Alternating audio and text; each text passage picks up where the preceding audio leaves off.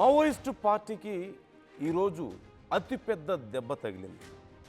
Maoist చరిత్రలోనే ఒక పెద్ద కీలక పరిణామం చోటు చేసుకుంది. 130 మంది మావోయిస్టులు ఈరోజు లొంగిపోయారు. సీఎం ఎదుట ఆయుధాలను సరెండర్ చేసి మావోయిస్టులు లొంగిపోవడం మనం చూసాం. దేవిజీకి చెందినటువంటి పిఎల్జిఏ దళం మొత్తం సరెండర్ అయిపోయింది. 31 AK-47లతో పాటుగా 124 ఆయుధాలు అప్పగించినట్లుగా తెలుస్తోంది. ఏఓబి కీలక నేత చలసాని నవత కూడా లొంగిపోయారట. అజ్ఞాతంలో ఉన్న మావోయిస్టులు కూడా ఇప్పుడు జనజీవన స్రవంతిలోకి రావాలి అంటూ రేవంత్ పిలుపునిచ్చారు. శాంతియుత మార్గాలతోనే సమస్యను పరిష్కారం చేసుకుందామంటూ పిలుపునిచ్చారు. అలాగే ఇప్పుడు ఎవరెవరైతే లొంగిపోయారో వాళ్ళందరికీ ఖచ్చితంగా జీవన భృతి కల్పిస్తాం, మేము జీవనాధారం కల్పిస్తాం అంటూ సీఎం ఒక హామీ ఇచ్చారు. And you can see on screen మావోయిస్టులు తమ ఆయుధాలతో పాటు వచ్చి లొంగిపోవడాన్ని మీరు చూడొచ్చు. సీఎంకి వారు ఆయుధాలు ఇచ్చి సీఎం ముందే వారు పోలీసులకి లొంగిపోతూ వస్తున్నారు. వారి చేతిలో ఉన్నటువంటి ఆయుధాలను సీఎం చేతికి ఇవ్వడం, ఆయన ఆయుధాలను పరిశీలించడం, వారితో మాట్లాడడం. అండ్ ఇంట్రెస్టింగ్లీ ఆయన కొంచెం చెక్ చేస్తున్నారు. You can see the way he's holding the weapon, it seems like he know little bit. ఆయనకి కొంత తెలుసు, కొంత అవగాహన ఉన్నట్లే కనపడుతోంది ఆ ఆయుధాల గురించి. సో వారితో మాట్లాడుతున్నారు. ఒక్కొక్కరితో మొత్తం 130 మందిని ఇలాగే ఒక్కొక్కరితో మాట్లాడుతూ ఏ ఆయుధాలు క్యారీ చేస్తున్నారు వాళ్ళు, హీఈస్ చెకింగ్ ఇట్. ఆయన చెక్ చేస్తున్నారు అండ్ వారితో మాట్లాడుతున్నారు, ఆ డీటెయిల్స్ తెలుసుకుంటున్నారు. అండ్ వారి పేర్లు, ఎక్కడి వారు, ఇలా అన్ని డీటెయిల్స్ ఆయన తెలుసుకున్నట్లుగా తెలుస్తోంది. అండ్ యూ కెన్ సీ పక్కన ఉన్నటువంటి అధికారులు కూడా ఆయనకి ఎక్స్ప్లెయిన్ చేస్తున్నారు ఒక్కొక్కటిగా అన్నిటి గురించి. అండ్ కింద ఉన్నటువంటి విజువల్లో చూడొచ్చు, వారు సరెండర్ చేసినటువంటి అన్ని ఆయుధాలని, ఆమ్యునేషన్ అంతా కూడా వాళ్ళు గ్యాదర్ చేశారు. సో ఇప్పుడు వాళ్ళకి ఖచ్చితంగా మేము ఆర్థికంగా తోడ్పాటు అందిస్తాం, ప్రభుత్వం అందిస్తుంది అంటూ చెప్పారు. ఈ నేపథ్యంలో ఇది మావోయిస్టు పార్టీ చరిత్రలో ఒక కీలక పరిణామం ఓవైపు. మరోవైపు లొంగిపోవడానికి సిద్ధంగా ఉంటే ప్రభుత్వాలు సానుకూలంగా స్పందిస్తున్నాయనేది కూడా మనం చూస్తూనే ఉన్నాం ఎప్పటి నుంచో. కేంద్రం మాత్రం చాలా అగ్రెసివ్గా ఉంది ఈ విషయంలో. లొంగిపోతే okay, they are okay with that. And ఒకవేళ కనుక యుద్ధం చేయాల్సి వస్తే ఎన్కౌంటర్స్ జరుగుతూ ఉన్నాయి. వరుసగా మావోయిస్టు కీలక నేతలు అందరూ కూడా అయితే లొంగిపోతున్నారు, లేదా ప్రాణాలు కోల్పోతున్నటువంటి పరిస్థితి మనకు కనపడుతుంది. వరుసగా మనం చూసాం హిడ్మా ఎన్కౌంటర్లో, హిడ్మాని ఎన్కౌంటర్ చేశారు. ఆ తర్వాత గణపతి ఇప్పుడు లొంగిపోతారంటూ పెద్ద చర్చ జరుగుతుంది. ఈజ్ రిటైర్డ్, స్టిల్ ఆయన లొంగిపోతారంటూ చర్చ జరుగుతుంది. దేవ్జీ, ఇప్పుడు లొంగిపోయిన వాళ్ళందరూ కూడా దేవ్జీ బెటాలియన్కి సంబంధించిన వాళ్ళు, పీపుల్స్ లిబరేషన్ గెరిల్లా ఆర్మీకి సంబంధించినటువంటి 130 మంది లొంగిపోవడం మనం చూస్తున్నాం. ఆ తర్వాత పి ప్రసాదరావు ఇప్పటికే లొంగిపోయారు, మల్లోజుల, ఇలాంటి చాలామంది కీలక నాయకులు అందరూ వరుసగా లొంగిపోవడం, లేదంటే కొంతమంది ప్రాణాలు కోల్పోవడం మనం చూసాం. అండ్ చాలామంది తప్పించుకొని జనజీవన స్రవంతిలో కలిసిపోయి, అంటే ఇటు లొంగిపోకుండా అటు పోరాటం చేయకుండా సొంతగా ప్రజల్లో కలిసిపోయి తర్వాత అవకాశం వచ్చినప్పుడు లేదంటే గ్రౌండ్ వర్క్ చేద్దామన్న థాట్తో కొంతమంది ఉన్నారు. And we have seen some examples. గుంటూరులో కొంతమంది దాక్కోవడం మనం చూసాం గతంలో. వాళ్ళందరినీ ఒక్కొక్కరిగా వెతికి పట్టుకున్నారు, వాళ్ళందరినీ కూడా తర్వాత అరెస్ట్ చేశారు. అలా ఒకవేళ పట్టుబడితే ఏదైనా రెసిస్టెన్స్ ఉంటే ఆ సమయంలో ఎన్కౌంటర్ జరుగుతుంది, లేదా వారి మీద ఉన్నటువంటి కేసుల వల్ల వాళ్ళ మీద ఉన్నటువంటి రివార్డు మనం చూస్తూనే ఉన్నాం. ఆ ప్రొసీడింగ్స్ అన్నీ ఉంటాయి, జైలుకి పంపిస్తారు, శిక్ష పడుతుంది. బట్ ఇలా వచ్చి లొంగిపోతే ప్రభుత్వం వాళ్ళని చేరదీస్తుంది, వాళ్ళకి ఆర్థికంగా హెల్ప్ చేస్తుంది, ఏదో ఒక జీవనోపాధి కల్పిస్తుంది, సాధారణ ప్రజల్లాగా మళ్ళీ తిరిగి జీవనం కొనసాగించడానికి హెల్ప్ అవుతుంది. బట్ వితిన్ 24 days ఏం జరగబోతోంది? కేంద్రం చెప్పినటువంటి ఆ డెడ్ లైన్ 24 daysలో ఫినిష్ అవ్వబోతోంది. March 31st is the dead line.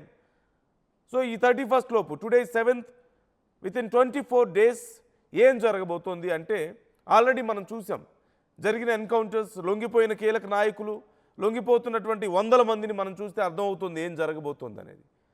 It seems ఈ ఆపరేషన్ కగార్ సక్సెస్ అవుతున్నట్లుగా కనపడుతుంది. బట్ ఎంతవరకు అంటే of course it's more than 90-95%. But పూర్తి స్థాయిలో సక్సెస్ అవుతుందా? పూర్తి స్థాయిలో ఈ మావోయిస్టు పార్టీ ఉద్యమం అనేది ఉండదా, ఆ స్పిరిట్ అనేది ఉండదా అనే ప్రశ్న ఖచ్చితంగా ఇక్కడ ఉత్పన్నం అయితే అది పోదు. ఇంతకుముందు కొంతమంది సీనియర్స్ లొంగిపోతున్న సమయంలో మాట్లాడినటువంటి మాటలు మనం చూసాం. మావోయిస్టు ఉద్యమం అనేది ఎప్పటికీ ప్రాణాలతోనే ఉంటుంది, నిలిచే ఉంటుంది అని చెప్పి చాలా క్లియర్గా అనౌన్స్ చేశారు. బట్ ఎలా కొనసాగించబోతున్నారు?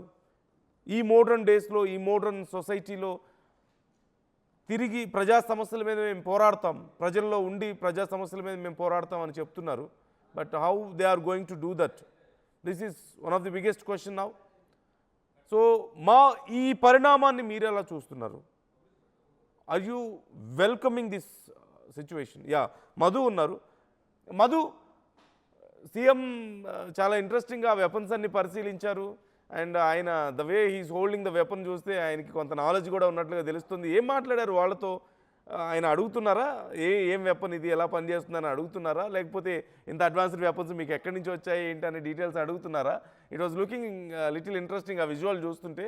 అండ్ సీఎం ఏమన్నారు? వాళ్ళ కండిషన్ ముందు వాళ్ళ సిచ్యువేషన్ ఎలా ఉంటుంది, లొంగిపోయిన వాళ్ళ పరిస్థితి ఏంటి? నిజంగానే చాలా హిస్టారికల్ కింద చూడాల్సినటువంటి అవసరం ఉంది అనేటువంటిది కూడా చర్చ జరుగుతుంది. ముఖ్యమంత్రి కూడా దాదాపు అదే అభిప్రాయం వ్యక్తం చేశారు. ఒకేసారి 130 మంది డైరెక్ట్ గా మావోయిస్టులుగా యాక్టివ్ గా ఉన్నటువంటి వాళ్ళు వచ్చి ప్రభుత్వం ముందు ఆయుధాలతో సహా లొంగిపోవడం అనేటువంటిది ఒక బిగ్గెస్ట్ అచీవ్మెంట్ కింద ప్రభుత్వం భావిస్తా ఉంది. చర్చల రూపంలో ప్రభుత్వం మీద నమ్మకంతో, అంటే ప్రజా జనజీవన సంస్థలో కలుసుకోవడానికి వచ్చారు అనేటువంటి స్టేట్మెంట్ చేశారు ముఖ్యమంత్రి. దీంట్లో లొంగిపోయినటువంటి వాళ్ళు రాష్ట్ర కమిటీ సభ్యులు ఉన్నారు, ఒక రీజనల్ కమిటీ సభ్యులు ఉన్నారు, 10 మంది డివిజనల్ కమిటీ సభ్యులు ఉన్నారు, 46 మంది ఏరియా కమిటీ సభ్యులు, 70 మంది పార్టీ సభ్యులు ఉన్నటువంటి పరిస్థితి. మొత్తం 124 గన్నులు, తుపాకులు, అత్యంత ప్రమాదకరంగా ఉండేటువంటి, ఇప్పుడు సాధారణంగా భద్రతా బలగాల దగ్గర, పోలీసుల దగ్గర ఉంటే వీటిని దేశ రక్షణ కోసం ఉపయోగిస్తారు. కానీ నక్సల్స్ దగ్గర, మావోయిస్టుల దగ్గర ఇతర దేశాలలో తయారైనటువంటి గన్స్ ఇవన్నీ కూడా ఇన్సాస్ ఎల్ఎంజీ రైఫిల్, ఒక INSAS LMG rifle, high range కి సంబంధించినటువంటి రైఫిల్, ఇన్సాస్ రైఫిల్ కూడా దీంట్లో పోలీసులు ప్రదర్శించారు వాళ్ళు లొంగిపోయినటువంటి సందర్భంలో. తర్వాత 31 AK-47 రైఫిల్లు, AK-47 మనందరికి తెలిసిందే, చాలా ఎక్కువగా వాడుకలో ఉండేటువంటి AK-47 అనేటువంటిది. ఈ 31 AK-47లు, 21 ఇన్సాస్ రైఫిల్లు, తర్వాత 20 SLR, 18 303 రైఫిల్లు, ఇంకా 33 ఇతరత్రకు సంబంధించినటువంటిది ఎయిర్ గన్స్ కావచ్చు, ఇంకా డిఫరెంట్ గన్స్ కావచ్చు, అన్ని దీంట్లో ప్రదర్శించారు.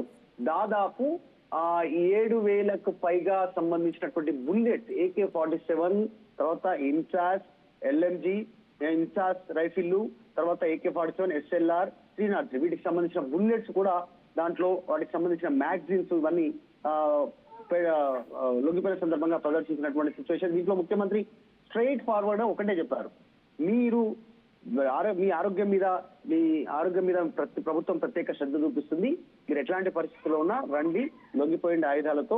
ఎందుకంటే కేంద్ర ప్రభుత్వం చాలా ప్రతిష్టాత్మకంగా తీసుకున్నటువంటి ఆపరేషన్ కగార్కి ఇంకా కొన్ని రోజులే ఉంది. మార్చి 31కి ముగియనుంది. అప్పటి వరకు దేశంలో ఒక్క నక్సలైట్ కూడా ఉండొద్దు అనేటువంటిది కేంద్ర ప్రభుత్వం నిర్ణయం తీసుకుంది. లొంగిపోతే ఓకే, లొంగిపోకపోతే మాత్రం ఖచ్చితంగా చర్యలు ఉంటాయి అనేటువంటి స్టేట్మెంట్ కూడా ముఖ్యమంత్రి ఇక్కడ చేశారు. రీసెంట్ గా కేంద్ర హోంశాఖ మంత్రి అమిత్ షాతో కలిసినటువంటి అంశాలను కూడా ఎక్స్ప్లెయిన్ చేశారు. చెప్తూనే గణపతికి సంబంధించిన అంశం పైన కూడా రెస్పాండ్ అయ్యారు. మిగతా ఇంకెవరెవరు ఉన్నారు గణపతితో పాటు, ఆయన క్యాడర్ ఇంకెవరు అందరూ రండి లొంగిపోండి అనేటువంటి స్టేట్మెంట్ చేశారు.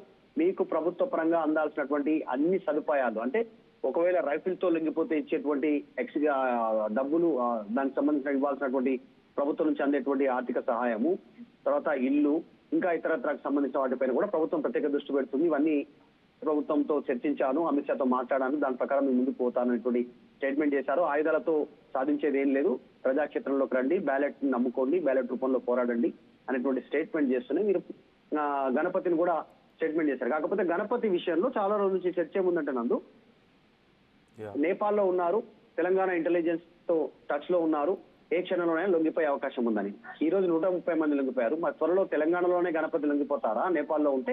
లేదు అంటే మాత్రం ప్రధాని నరేంద్ర మోదీ గాని, లేదంటే అమిత్ షా ముందు గానీ లొంగిపోయే అవకాశాలు ఉన్నాయనేటువంటి చర్చ కూడా కొనసాగుతుంది. ఒకవేళ గణపతి లొంగిపోయిందంటే మాత్రం దాదాపు ఈ శకం ముగిసిపోయింది, నక్సల్స్ సంబంధించిన శకం ముగిసినట్టుగా చర్చ జరిగే అవకాశం ఉంది. ఇప్పటికీ చాలా మంది లొంగిపోయారు. ఇంకా కేవలం 20-25 రోజులు మాత్రమే టైం ఉంది. అప్పట్లో కూడా అందరూ లొంగిపోవాలనేటువంటి చర్చ అయితే కొనసాగుతుంది. ఇంకా కొన్ని కీలకమైనటువంటి పాయింట్స్ ని ముఖ్యమంత్రి మాట్లాడారు. నక్సలైట్ల ప్రభుత్వం సానుభూతితోనే ఉంది, సానుకూలంగానే ఉంది. చట్ట పరిధిలో వాళ్ళ పైన ఉన్నటువంటి కేసులు ఎత్తివేయడానికి కూడా అవకాశం ఉన్న కేసులను కూడా చూస్తున్నాము అనేటువంటి స్టేట్మెంట్ చేశారు.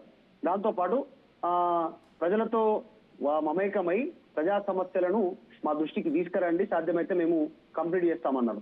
దీంట్లో ఆర్టీవీ పరిశీలనలో తేలినటువంటి ఇంకా మరొక అంశం ఏంటంటే, మొత్తం 130 మంది లొంగిపోతే 130 మందిలో బిలో 30 ఏజ్, 30 సంవత్సరాల ఏజ్ కంటే తక్కువ ఉన్నటువంటి వాళ్ళే 130 మందిలో 102 మంది.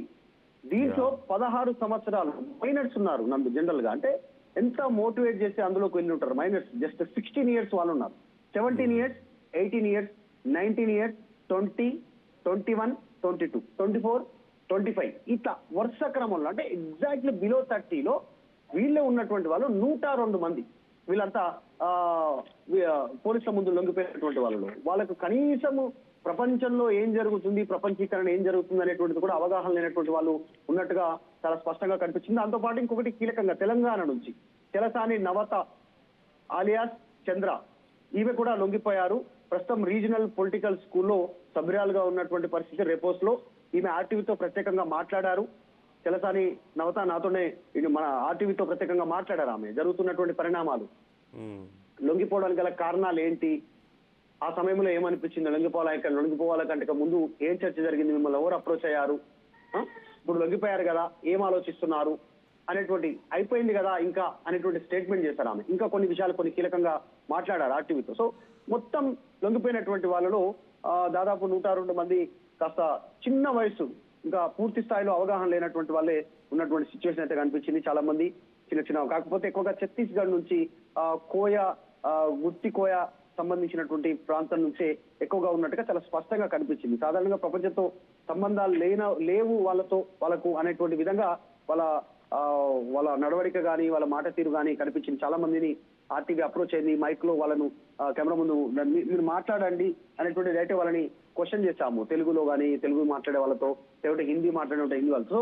సో జరుగుతున్నటువంటి పరిణామాలపైన ముఖ్యమంత్రి ఒకటే స్పష్టం చేశారు, మీరు ఆయుధాలు వీడితేనే అప్పట్లో లొంగిపోతేనే సమయం ఉంది కాబట్టి అప్పట్లో లొంగిపోండి, లేదు అంటే మాత్రం ఊరుకునేది లేదనేటువంటి స్టేట్మెంట్ కూడా వేశారు. ఆయుధాలతో ఏదో సాధిద్దాం అనుకుంటే ఎట్టి పరిస్థితుల్లో ఊరుకోము, మీరు లొంగిపోతే మాత్రం మీ విషయంలో ఆలోచిస్తాం, అజ్ఞాతం వీడండి, రండి, లొంగిపోండి అనేటువంటి స్టేట్మెంట్ ముఖ్యమంత్రి స్టేట్మెంట్ చేశారు. చాలా క్లియర్ గా కేంద్ర ప్రభుత్వం తీసుకున్నటువంటి అంశాన్ని ముఖ్యమంత్రి ఈ రోజు చెప్పే ప్రయత్నం చేశారు. అది కూడా అమిత్ షాతో కలిసిన తర్వాత.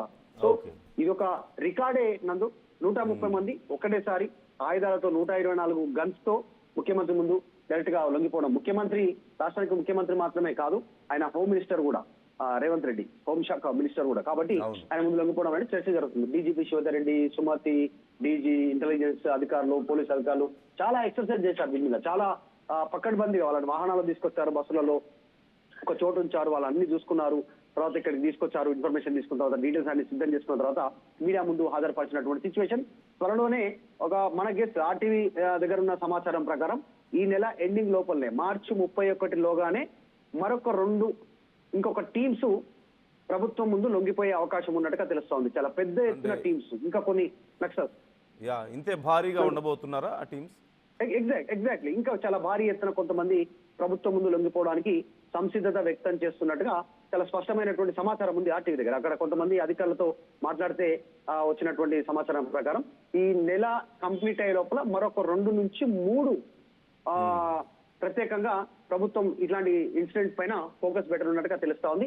అందులో ఒకవేళ గణపతి వస్తా అంటే కేంద్రం వైపు అంటే ఢిల్లీ అమిత్ షా ముందు లొంగిపోయే అవకాశం ఉందా, లేదంటే తెలంగాణలో లొంగిపోతారా, మరి దాని పరిణామాలు ఎట్లా ఉంటాయి అనేటువంటిది కాస్త చర్చ అవుతుంది. సో ఇంటెలిజెన్స్ అధికారులు అయితే ప్రస్తుతం ఎస్బీ అధికారులు, ఎస్ఐబి అధికారులు టచ్ లో ఉన్నట్టుగా తెలుస్తుంది. ఐ హావ్ ఏ డౌట్, ఒకవేళ అంటే మీ దగ్గర సమాచారం ఉంటే జస్ట్ లెట్ మీ నో. ఇప్పుడు మావోయిస్టులు అన్నప్పుడు వేరే వేరే ప్రాంతాల వాళ్ళు ఉండే అవకాశం ఉంటుంది, అందరూ తెలంగాణ వాళ్ళే అయి ఉండకపోవచ్చు ఈ రోజు లొంగిపోయిన వాళ్ళు కూడా. సో ఒకవేళ తెలంగాణ వాళ్ళు కాకపోయినా సరే తెలంగాణలో వాళ్ళకి ఇలా ఉపాధి కల్పించి ఇదంతా ఫెసిలిటీస్ ఇస్తారా ఈ గవర్నమెంట్ దగ్గర లొంగిపోతే, లేకపోతే ఒకవేళ వేరే ప్రాంతానికి చెందిన వాళ్ళు అయి ఉంటే, ఇప్పుడు ఒరిస్సాకు సంబంధించిన వాళ్ళు అవ్వచ్చు, ఛత్తీస్గఢ్ వాళ్ళు అవ్వచ్చు, ఇలా ఎవరైనా సరే ఆ బెటాలియన్ మొత్తం లొంగిపోతుంటారు కదా జనరల్గా. సో వాళ్ళతో ఎలా డీల్ చేస్తారు అనేది ఐడియా ఉందా? ఎగ్జాక్ట్లీ దానికి సంబంధించి డైరెక్ట్ గా ఈ రోజు దానికి సంబంధించి పూర్తి స్థాయి క్లారిటీ రాష్ట్ర ప్రభుత్వం ఇచ్చేసింది. ముఖ్యమంత్రి తర్వాత డీజీపీ, ముఖ్యమంత్రి ఏమో నామినల్ గా కొంతమందికి అందజేశారు చెక్కుల రూపంలో వారికి ఇవ్వాల్సినటువంటి అన్ని కూడా. వాటికి సంబంధించి డివిజనల్ కమిటీ డివిసిఎం సంబంధించిన వాళ్ళు వస్తేనేమో 5 లక్షల రూపాయలు పునరావాసం కోసం కేటాయిస్తుంది రాష్ట్ర ప్రభుత్వం. ఏరియా కమిటీ సభ్యులు ఉంటేనేమో 4 లక్షల రూపాయలు ఇస్తా ఉంది. పార్టీ సభ్యులు ఉంటే 1 లక్ష ఇస్తా ఉన్నారు. అది ఏ రాష్ట్రానికి సంబంధించిన వ్యక్తులైనా నో ప్రాబ్లం. తెలంగాణ రాష్ట్ర ప్రభుత్వం ముందు ప్రభుత్వం దగ్గర పోలీసుల దగ్గర లొంగిపోతే ఇచ్చేటువంటి పరిహారం ఇది, పునరావాసానికి సంబంధించినటువంటి ఎక్స్గ్రేషియా. లేదు విత్ గన్స్, ఒకవేళ గన్స్ తో కూడా లొంగిపోయే పరిస్థితి ఉంటే దాంట్లో కూడా డీటెయిల్స్ ఇచ్చారు గన్స్ తోటి. ఇప్పుడు ఎల్ఎంజీ గన్, ఇందాక చెప్పుకున్నటువంటి ఒక gun LMG INSAS LMG INSAS rifle చాలా అత్యాధునికమైనటువంటి, చాలా సుదూరమైనటువంటి లక్ష్యాలను ఛేదించేటువంటి గన్ను. దాంతో పాటు దొరికితే అది కూడా పోలీసులకు అప్పగిస్తే 5 లక్షల రూపాయలు ఇస్తారు. AK-47 వస్తే AK-47 తోడిస్తే 4 లక్షల రూపాయలు. ఇన్సాస్ రైఫిల్ ఇస్తేనేమో 2 లక్షలు.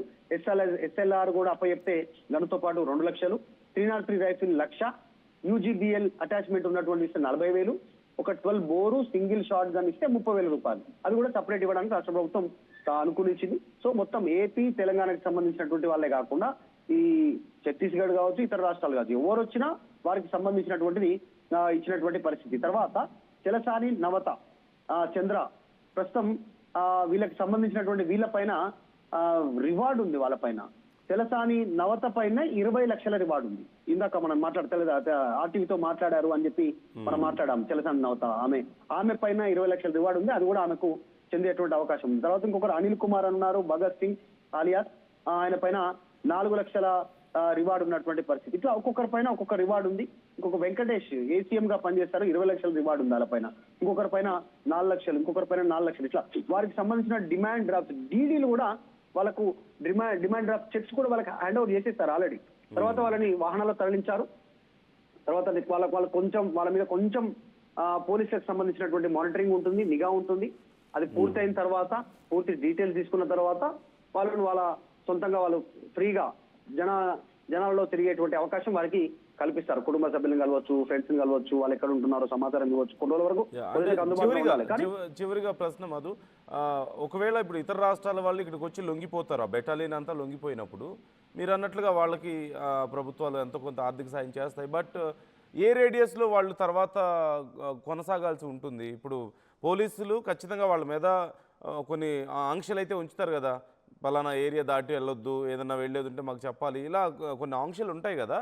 మరి ఇతర రాష్ట్రాల వాళ్ళు ఒకవేళ వాళ్ళ సొంత ప్రాంతాలకు వెళ్ళి అక్కడ జీవనం సాగించడానికి అవకాశం ఉంటుందా? ఒకవేళ అలా వెళ్తే మళ్ళీ ఈ ట్రాకింగ్ మిస్ అయ్యే అవకాశం కూడా ఉంటుంది కదా. సో ఇదేమైనా డీటెయిల్స్ ఉన్నాయా మనకి?